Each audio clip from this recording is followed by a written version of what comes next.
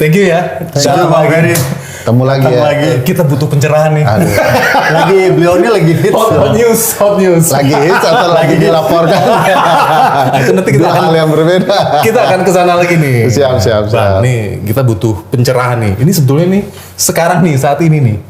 Ini demokrasi kita ini baik-baik aja atau meriang nih? Ini kan ada ini Bang. Sebelum panas banget itu kan awalnya kan indikasinya meriang dulu nih. Ini di mana sih kita nih posisi nih? Kita butuh sudah pencerahan nih. Kalau sudah banyak yang dilaporkan, ada yang diserang, sudah panas tinggi nih. Udah Bukan meriang lagi. Jadi iklim udah bisa dianggap El Nino panas, Godzilla lah. Ini udah El Nino pakai Godzilla-nya. Godzilla ya? lagi.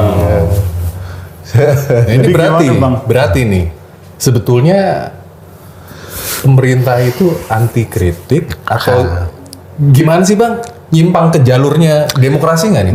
Jadi cara mengukur demokrasi ya, tentu banyak cara ya, kan ada indeks demokrasi dan lain-lainnya. Tapi cara mengukur dalam perspektifku adalah mengukur ketentuan-ketentuan konstitusi dijalankan atau tidak. Itu sudah cukup untuk menilai negara demokrasinya berjalan atau tidak. Belum lagi kalau bicara indikator negara hukum ya sebagai bagian dari konsep demokrasi itu. Konsep negara hukum itu kan harus penegakan hak asasi manusia, pemisahan cabang-cabang kekuasaan, adanya peradilan yang adil, adanya peradilan administrasi dan lain-lain. Nah itu saja diukur sudah ketahuan bahwa kita sedang masuk ke fase yang tidak sehat. Ya, kalau bicara pelanggaran konstitusi yang dilakukan pimpinan tertinggi negara, ya, itu sudah banyak yang terlihat ya, BOP, ART, blanket overflight, itu pelanggaran konstitusi semua tuh pasal 11 Undang-Undang Dasar.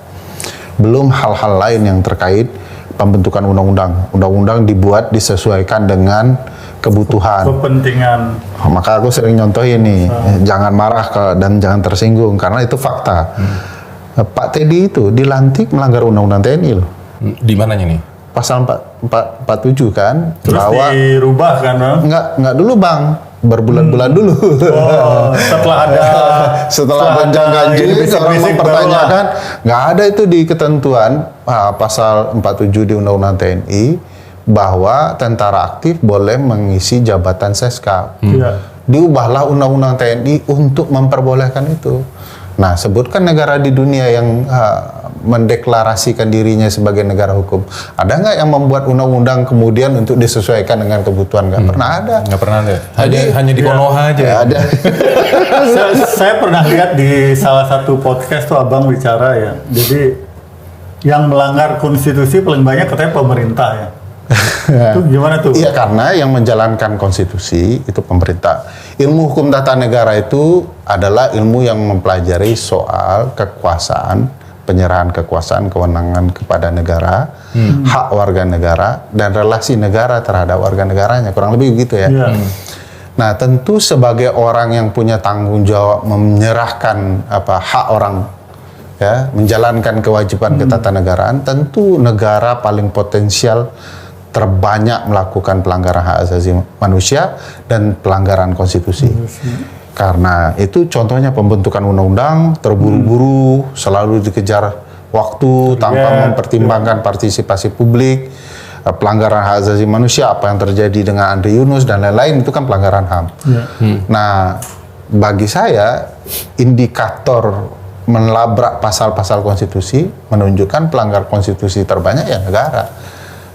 Warga negara punya apa? Negara atau pemerintah? Ya pasti pemerintah, yang punya daya eksekutorial kan pemerintah. Bukan berarti janji presiden itu untuk taat konstitusi itu dilanggar dong. Wah. Jadi cuma omongan pada waktu pelantikan aja dong. Kalau soal Pak Presiden ngomong-ngomong sudah banyak yang beredar videonya ya. Saya berjanji ya akan beli mobil sendiri, motor sendiri, belinya dari India. Lalu berjanji akan ada pendidikan gratis, kesehatan gratis, mana semua? MBG jadinya. MBG gratis, keracunan lagi. Kan jadi problemnya jadi banyak kalau bicara perlindungan konstitusional dan pelanggaran konstitusi.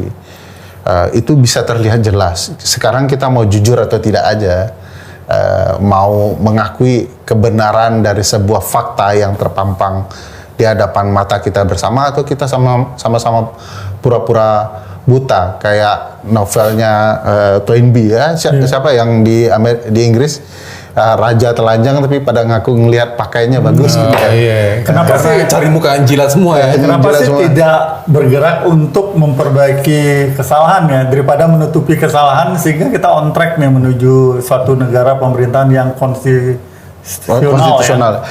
Soal itu Kenapa, Bang? mungkin lebih kepada karakter kepemimpinan ya. Pemimpin yang tahu masalah akan tahu solusi yang terbaik.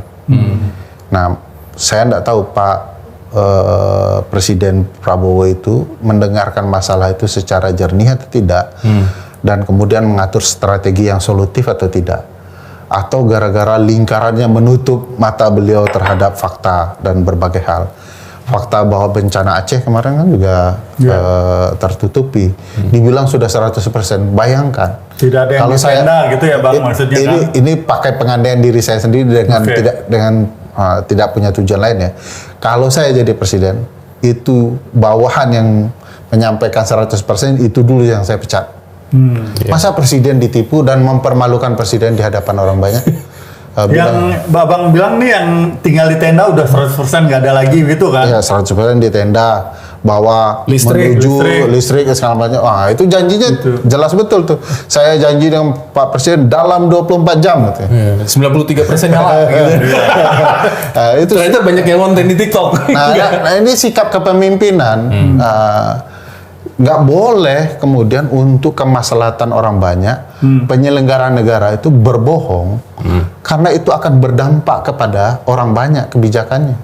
Jadi kita mengkritik negara soal kebijakan mereka akan bisa berdampak kepada orang banyak. Itu yang paling mengkhawatirkan kita. Kalau lingkaran pemimpin kita ini apakah karena beliau senang terima laporan begitu atau mereka takut? Yang mana nih Bang? Ya bisa kedua-duanya Bang Putra. Nggak mungkin pemimpin yang baik hanya nerima kepada anak buah yang paling dia percaya, dia harus tetap cross check kan. Itu kan prinsip ya. Kalau dirimu pengalaman dengan dunia organisasi atau bisnis, nggak mungkin seorang pemimpin di dunia bisnis dan organisasi menerima mentah-mentah informasi. Dia harus melakukan cross check. Bukan saja karena ada potensi bawahannya menyalahgunakan kekuasaan yang mereka miliki, bisa saja mereka silap sebagai manusia dan dia harus pastikan itu. Nah, Pak Presiden dalam banyak hal menurut saya bisa saja terlibat, bisa juga tidak melakukan cross check. Nah, ini dia sebagai pemimpin harus membenahi nih. Terlibat dalam apa nih? Dia mengabaikan karena dia tahu salah, dia ya udah dia terlibat aja. Abang lebih percaya beliau terlibat atau beliau dibohongin? Saya percaya kedua-duanya. Oke teman-teman, kembali lagi di channel kita Meja Politik. Tentu kita sudah tahu pada cuplikan video di atas, banyak teman-teman di luar sana memberikan komentar-komentar dan pendapat. Dan di sini ada I Gusti Bagus Sukrisna. Ia mengatakan adalah ketidakkemampuan yang ditutupi dengan kebohongan. Seterusnya di sini ada Mbah Mo 7199 mengatakan Jokowi turunkan ilmu berjanjinya. Seterusnya ada di sini Bambang Yulianto 3592 menyatakan hasil pemilu curang menghasilkan pemerintah yang pembohong dan korupsi. Seterusnya ada di sini Razalia Sar 126 mengatakan itulah otaknya rakyat. Konoha dibagi-bagi, kaos diberi janji-janji, manis sudah adem.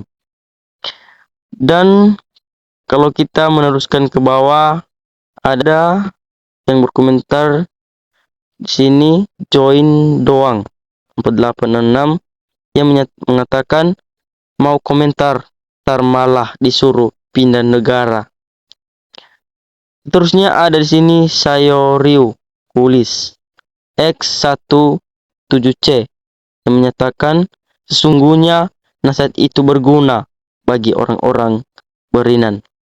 Teman-teman, demikian saja cuplikan video di atas dan sampai jumpa di video berikutnya.